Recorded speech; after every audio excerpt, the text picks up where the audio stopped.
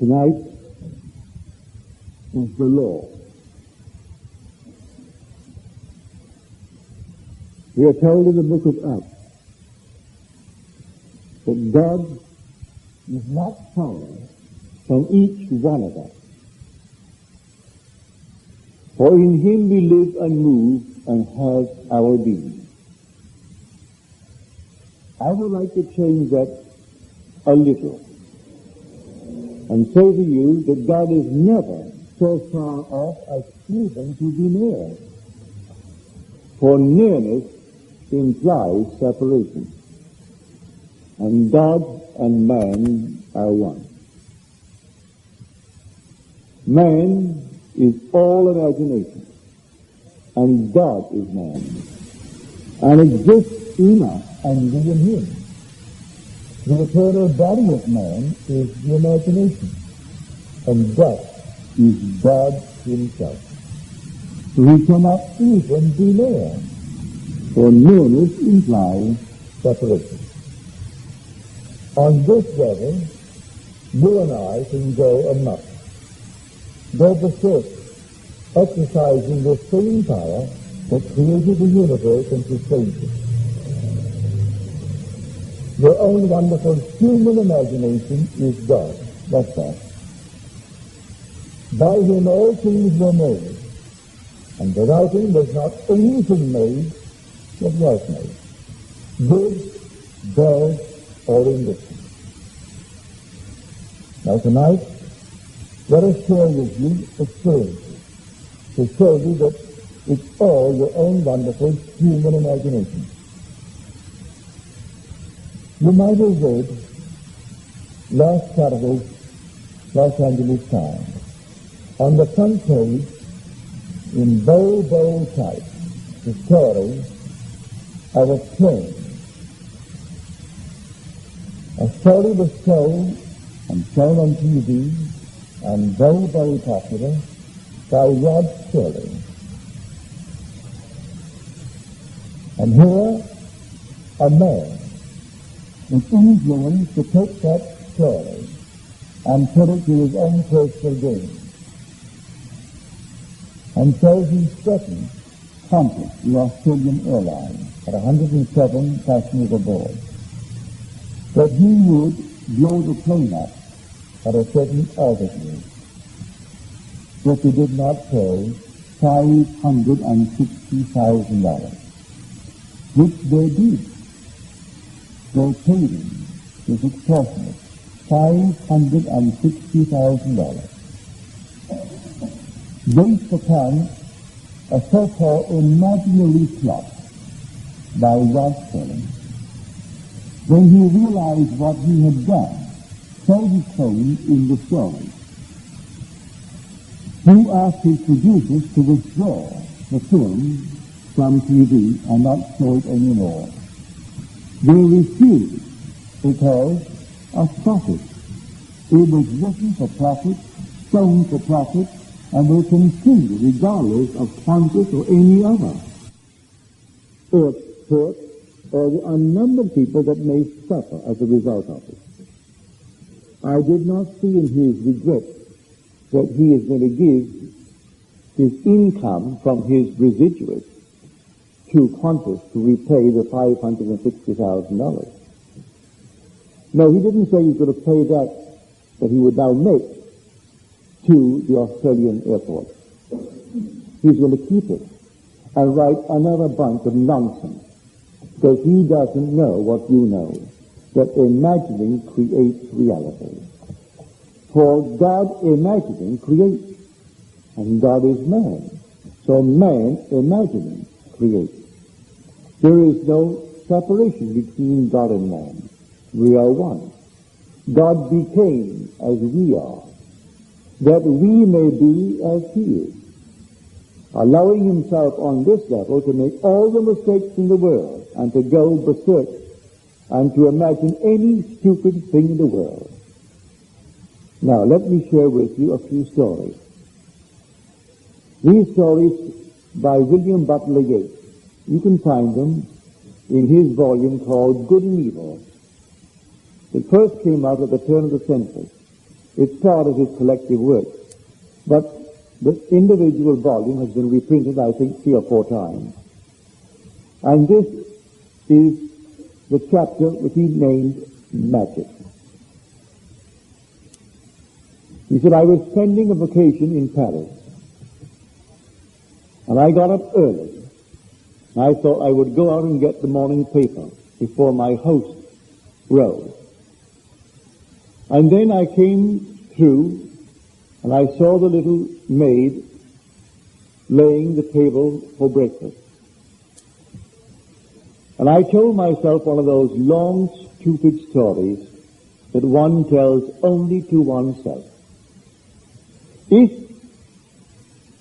something had happened which had not happened, I would have hurt my arm. And so I imagined myself with my arm in a sling. And as I passed by, I had so completely imagined myself with my arm in a sling that I cast my imaginal act upon that sensitive child, the little girl who was simply preparing the breakfast table. When I returned with my paper, my host met me at the door, and she was all in a dither, inquiring about my arm, for she said that the little girl, the maid, had told her that Mr. Yates came down with his arm in a sling. Then I remembered what I had done. I simply imagined that had I done what I had not done, I would have hurt my arm, and my arm would now be in a sling.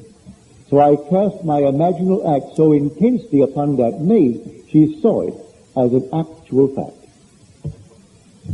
Now, he said, just about the same time, I thought intently of a fellow student and a message I wanted to give him, but I did not wish it committed to paper. I wanted to tell it to him, but he was not present. 2 days later, I got a letter from this fellow student who was several hundred miles away. And just about the time that I had intently thought of him and the message, I appeared seemingly in bodily form, as though in the flesh, in a large hotel where he was, amidst a large crowd of people. And he told me that he would like me to return after the crowd was gone. And then I vanished and returned that night at midnight and told him the message, which he told me in his letter. Now, he said, I have no conscious knowledge of the projection. I only know that I intently thought of my fellow student and the message I wanted to convey. And there I appeared in the midst of a huge crowd in a hotel several hundred miles away. And he could tell me to return later after the crowd dispersed, which I did at midnight and told him the message. Now, he said, I could tell you a number of stories of the power of imagination. Then he tells the one of Joseph Glanville, which is a very popular story, supposedly very, very true. That this student at Oxford University, finding himself, without funds, could not continue his studies. And so, in the day that he left college because he could not afford to continue, he found no job, and he joined himself to a bunch of gypsies, traveling gypsies. And one day, 2 students who knew him at college came upon him among the gypsies, and he made a sign not to be identified. And then came up afterwards, and he told them, I'll meet you in the inn, and then I will explain to you why you find me among this crowd. Well, they were curious, so they went to the inn, and when he came into the inn, he told them they are not quite the vagabonds that people think that they are. They have a secret that is not known at Oxford. None of our professors know it. I know I never heard about it, said he. So no one knows it. But I'll tell you what they've taught me. And I have learned all that they've taught me so far, and I've improved upon it. Now, to show you what I mean by it, I will leave you two fellows alone. And when I return, I will tell you what you have discussed in my absence. And so when he came back, he told them in detail what they had discussed, or everything they discussed. And they were curious and wondered why. He said, you had no choice in the matter. I determined what you would discuss. My imagination led yours. Their story is all about imagination. And they, by the complete control of their own imagination, influences your behavior. That's what I learned from them. Well, if God makes all things, well then God must be the human imagination. If a man could so control his own imagination that he influences your behavior, and you think that you initiate what you do, when it was the man in control of his own imagination that did it, then we understand what the poet meant. All things by a law divine, in one another's being mingled. I see you, you see me. Were we not intermingled, I couldn't perceive you. If I couldn't penetrate your brain, and you couldn't penetrate mine, you couldn't perceive me. So all things by a law divine, in one another's being mingled. The man who is in control of his own imagination, penetrating the whole vast world in which he is involved, could influence the world. So that is the secret that he tried to tell these two scholars who graduated from Oxford. He could ill afford to continue his studies. So he quit because of the lack of funds. But he learned what no one at Oxford could teach him. The control of his own wonderful human imagination. For that is God.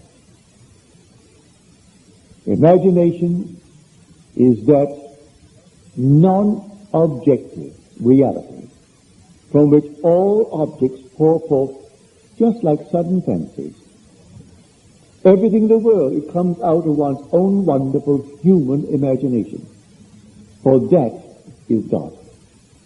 And there is no other God.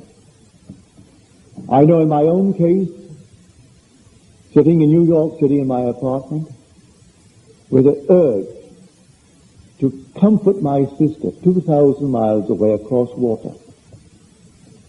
Simply stretched out on my bed, I left the living room, went to my room, closed the door, and asked my wife not to disturb her. And in that interval, I assumed I was in Barbados and on the bed where her son was dying of cancer. There was no hope of recovery. He was riddled at the age of 17 with cancer. And to comfort her, I assumed I was her son. And actually felt myself to be there. And I imagined that I saw my sister Daphne come through the door and look, and she saw her brother Neville rather than her son Bill. And she came over and she looked at me. I saw her. And then I awoke back in New York City. 8 days later, this is before we had such a thing as airmail. It came by slow freight. And so 8 days later, I got a letter from my sister Daphne. She said, Neville, I don't understand it. And she dated the letter. It was the day that I did what I just told you. And I went to the room to see Billy. As I entered the room, it was you. I came over, and I looked at what should be Billy, and I'm looking at you. I rubbed my eyes, I did everything to bring about the normal vision, and I couldn't see my son Bill. I am only seeing my brother Neville, and I couldn't understand it. Now she began to feel through the superstitions of the world, because Billy was dying of cancer, the next one to go would be her brother Neville. That's how she interpreted. She didn't know what I was doing in New York City. What I did not help. He died. He died of cancer. But I succeeded in projecting myself 2,000 miles away under the bed I knew so well. It was my father's room. It was my father and mother's bedroom. And there I knew that that's where Billy was sleeping. And I assumed I was on that bed, and I was actually in the place of Billy. So when my sister saw me, she would be encouraged to have faith, to have hope. But she was so disturbed because no matter what she did, she rubbed her eyes, closed them, opened them, closed them, opened them, and she is still seeing Neville, and she can't see her son. Now when you hear these stories from those who are not lying to you, you may not understand it, and reason will deny it. Well, if you have an experience, even though reason denies it, you can't deny the experience. My sister cannot deny what she actually experienced. And I could not deny what I did. Because when I came out that night, into the living room, a friend called at the cocktail hour, and she said, Neville, you always seem so light and gay. And tonight you seem so heavy of spirit. I told her what I'd just done. Well, 8 days later, when the letter came, I gave it to that same woman who was home again around the cocktail hour and showed her what my sister had written. So here my wife and my friend were witnesses to what I told them 8 days in advance I had done. Then came the letter from my sister asking for some explanation of it. So I tell you, I know from experience that imagining creates reality. On this level, we're only learning. We're all students. We are simply in kindergarten. And we go berserk as Rod Serling did. So he made a fortune writing this story. And it's still being shown all over on TV. And he will still get his residuals. And he'll take his residuals and pile it into some maybe IBM stock or some other kind of stock. He hasn't given it away. He'll write more nonsense, for it's all nonsense. But he doesn't realize what he's piling up for himself. Be not deceived. God is not mocked. As a man sows, so shall he reap. You see yonder fields? The sesamum was sesamum, and the corn was corn. The silence and the darkness knew, and so is a man's fate born. So let no one think he's getting away with anything. So you misuse your talent, and you reap seeming rewards today in dollars and cents. Tomorrow you will reap it in another kind of payment. Another kind of payment tomorrow. And dollars and cents cannot buy it. Dollars and cents cannot free you from it either. You'll go through the experience of having misused the talent that you received. And the talent is the gift of God himself. God actually became man, that man may become God. So this is the law by which we live. Learn to use your imagination lovingly on behalf of everyone in this world, because you're going to reap the fruit of it. Whether you use it lovingly or unlovingly, you're going to reap the fruit of it. So I say to you tonight, God is not apart from man. He is never, not in eternity, so far off as even to be near, because nearness implies separation. That statement from the 17th chapter of Acts would imply separation. He is not even separated. He can't even be near you, because he is your own I. When you say I, that is God. When you say I am, that's God. His name forever and forever. And there is no other God. The minute you say thou, that's a false God. If you address him as you, that's a false God. The only God is I am. That is my name forever. And by this name I must be known throughout all generations. So do not misuse it. Now you can set yourself a goal. Any goal. And if you really know exactly what things would be like if you had realized it, and then enter into that state, May I tell you, it will become to you objective. At the moment it seems only a shadow, just a shadow, because you have not entered into the sketch.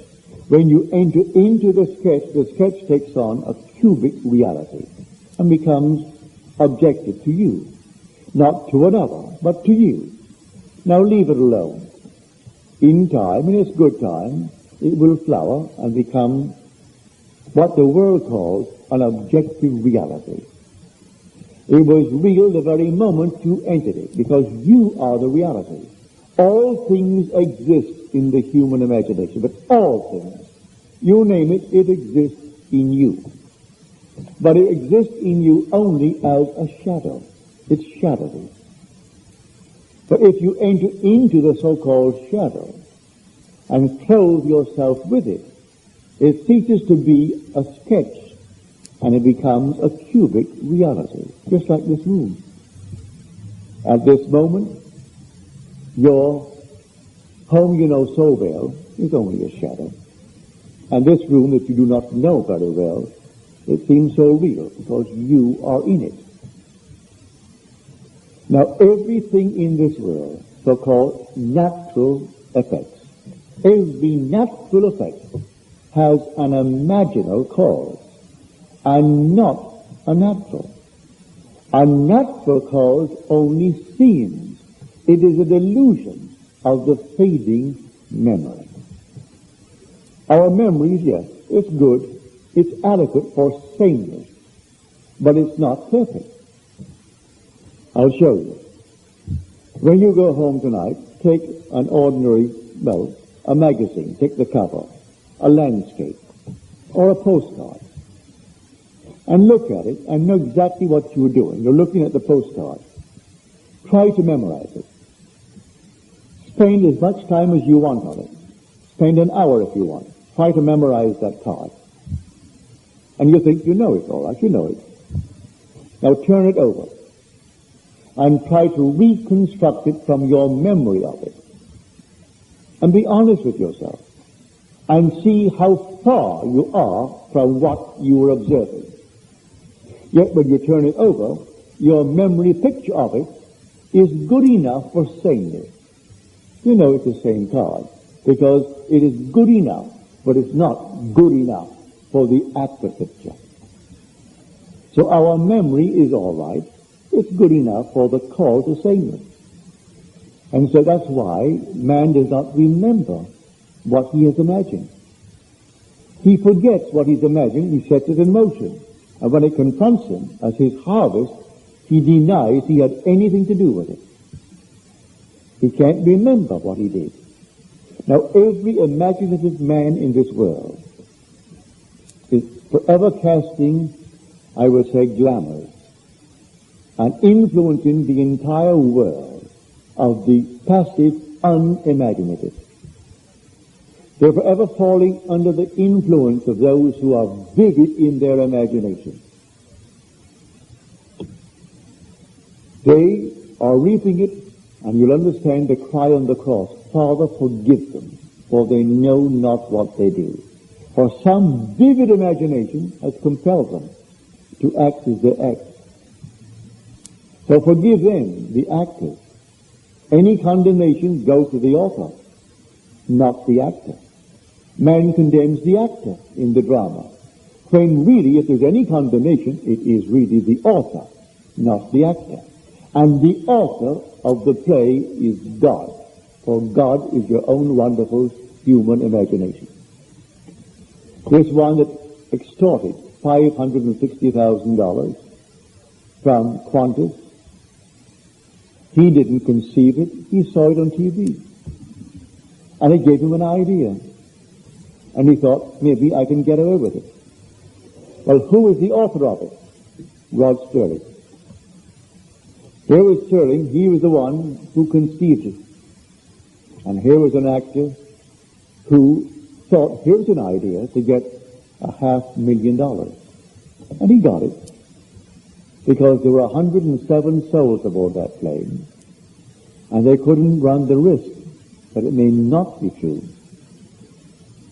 that if at a certain altitude it would go off, then they had to pay that extortionist his $560,000 and save the lives of the 107 souls aboard that plane. So he got the money, and he was the actor. If you catch him, undoubtedly they'll send him up for life. But who is the actual culprit? Surrey. He wrote it, and so he's making all kinds of money out of that he wrote. And he continues to make it.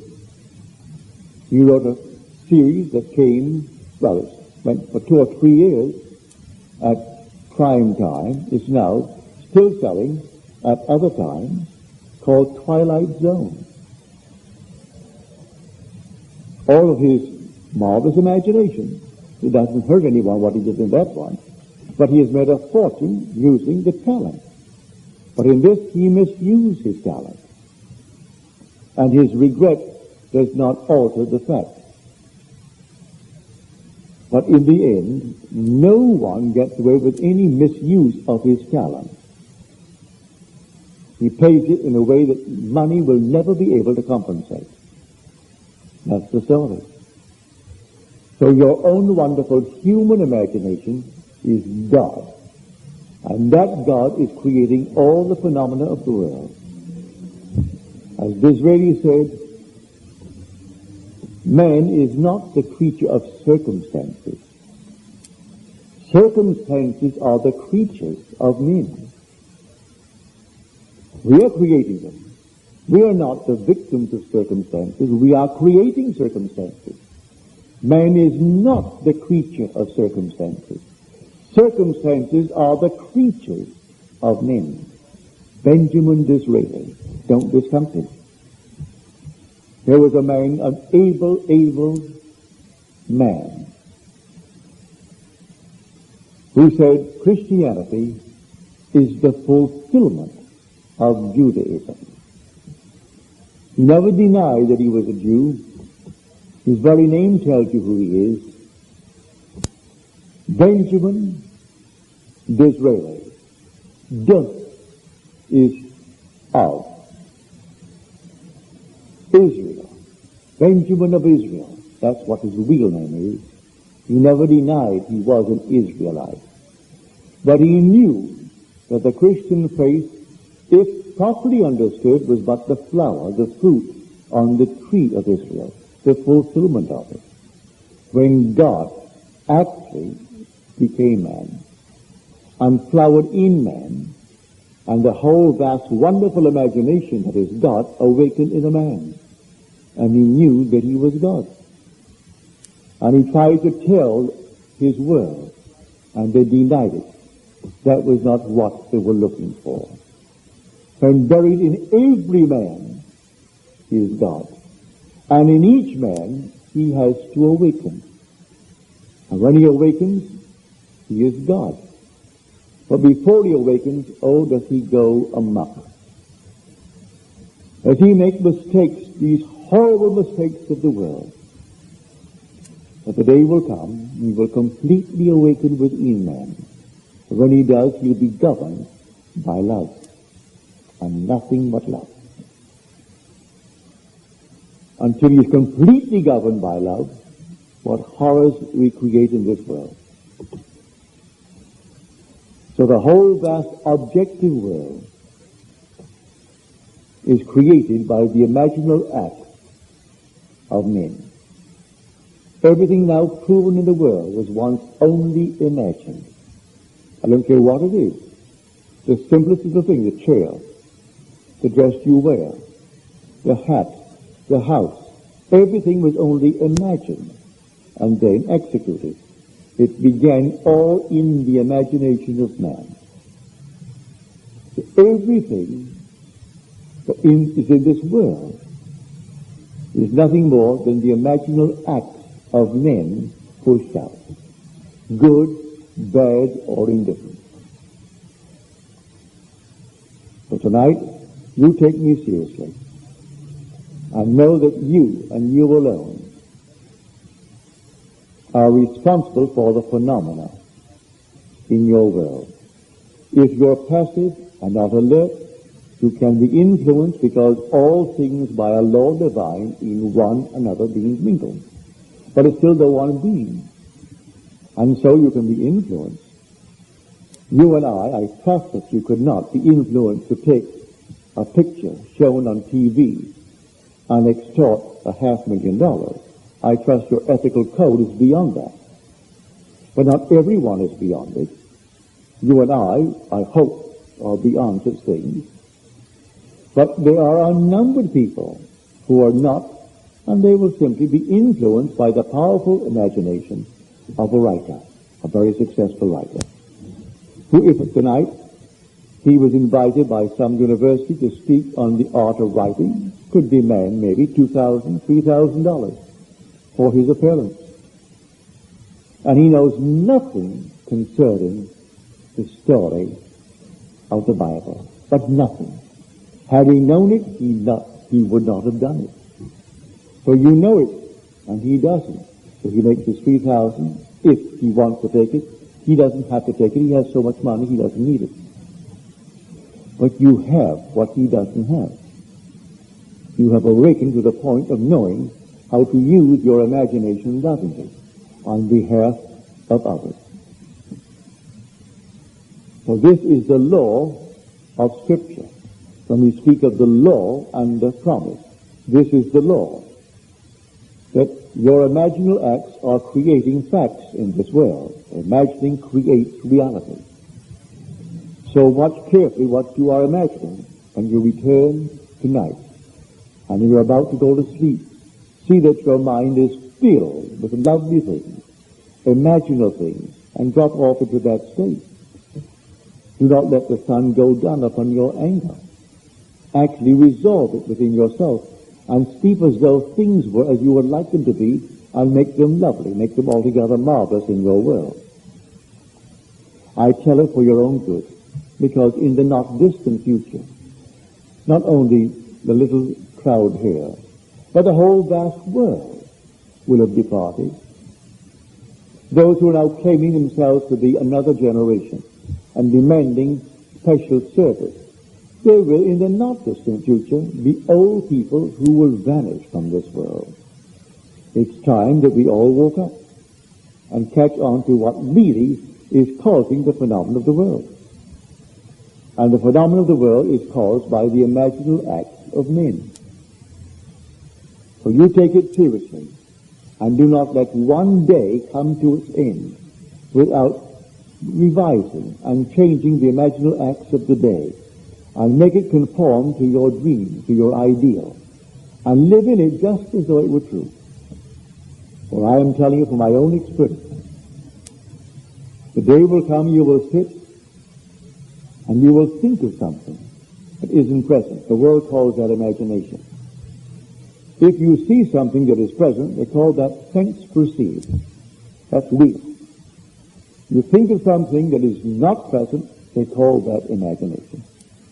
But you will know how to enter that which is not present to your senses. And your entrance into it will give it curate reality. And it will be just as real as the room in which you are seated. It will become objective to you. The whole vast world is just like that. But that will be transcended by the being that is going to be awakened within you. For that being who awakes within you is God himself. This is God keyed low to the human mind. And when he awakes, he is God at intensity. And there is nothing that is absent, for he is omnipresent. So he views everything from where he is. He doesn't think of, because he's omnipresent. And being omnipresent, he sees every being as they are. And they are not what they appear to be outwardly to the world of sense.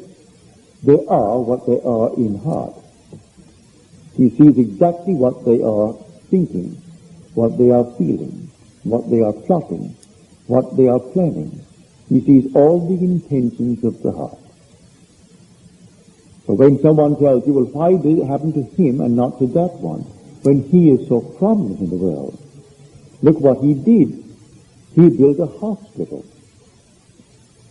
He endowed it. He gave a fortune. But God sees the heart.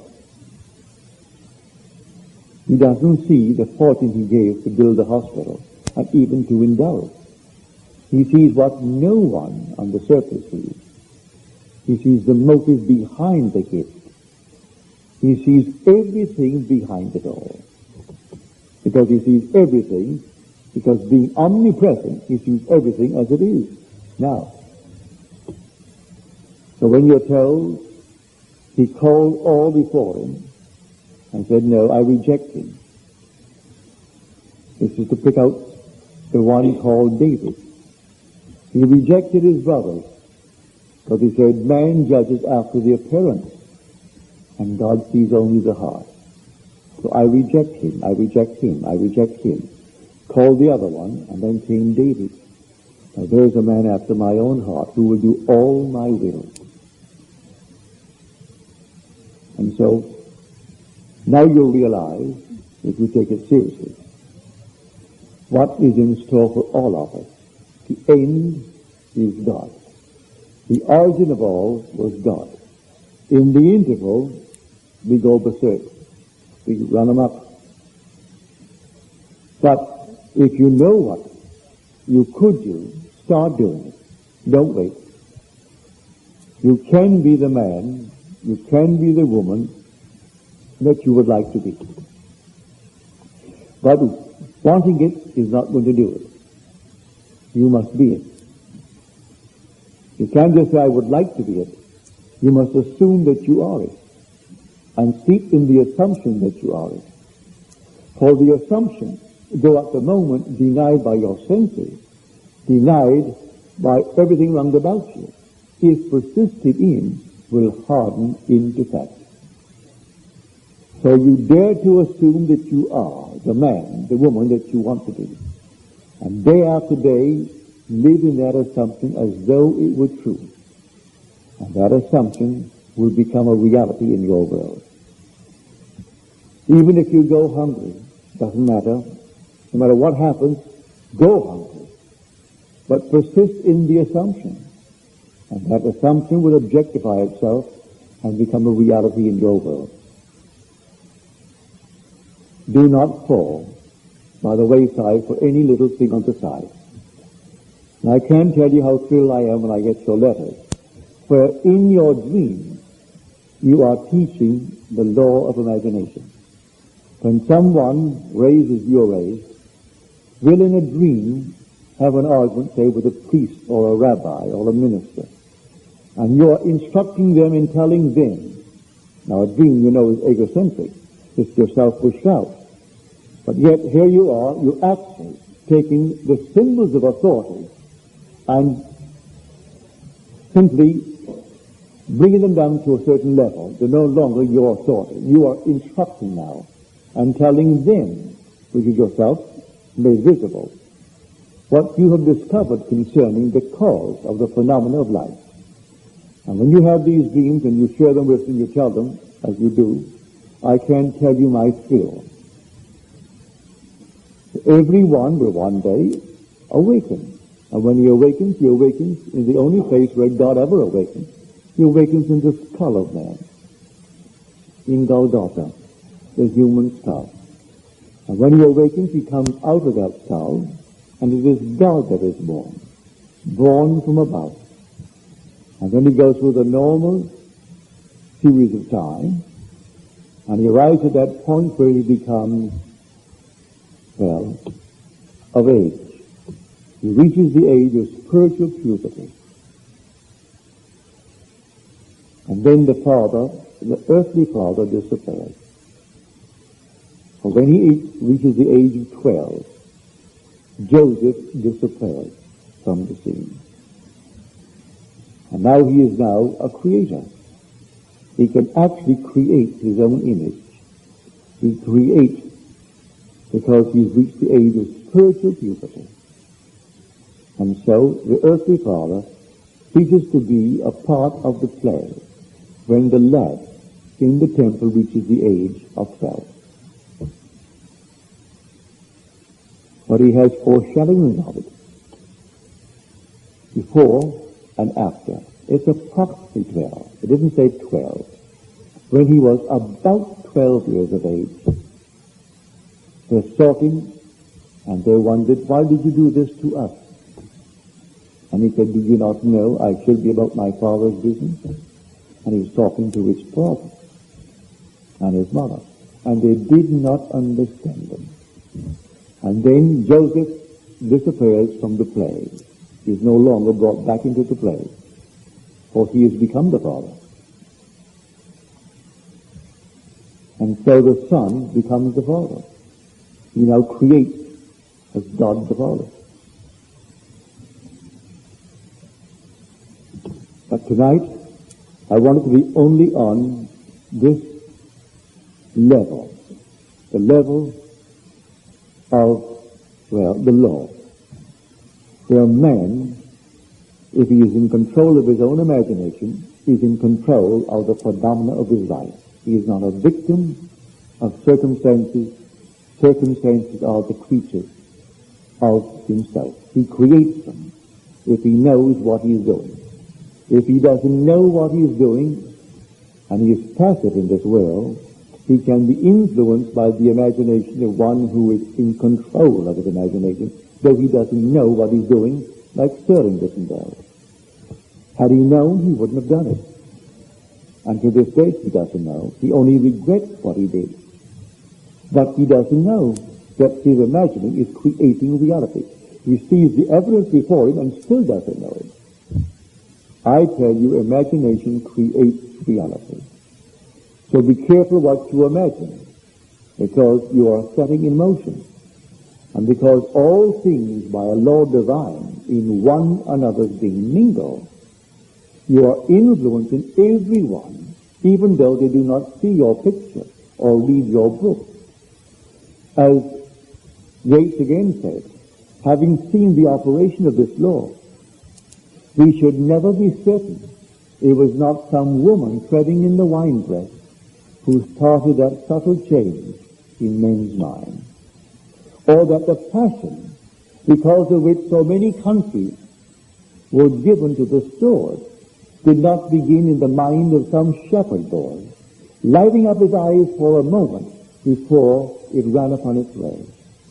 Who knows who this night feels neglected, feels hurt, feels wrongfully accused, and who is sitting alone and treading in the winepress, who tomorrow will influence some catastrophe. Some shepherd boy dreaming of some heroic future, and thinking only in terms of war that could bring him the crown of a hero. And he, while tending his sheep, he is simply dreaming of being a hero and using his talent, which is God, using his imagination in some destructive manner, even though he tends the sheep. So I say to everyone, know what you are doing every moment of time, because your imagining is creating reality. Now let us go into the silence.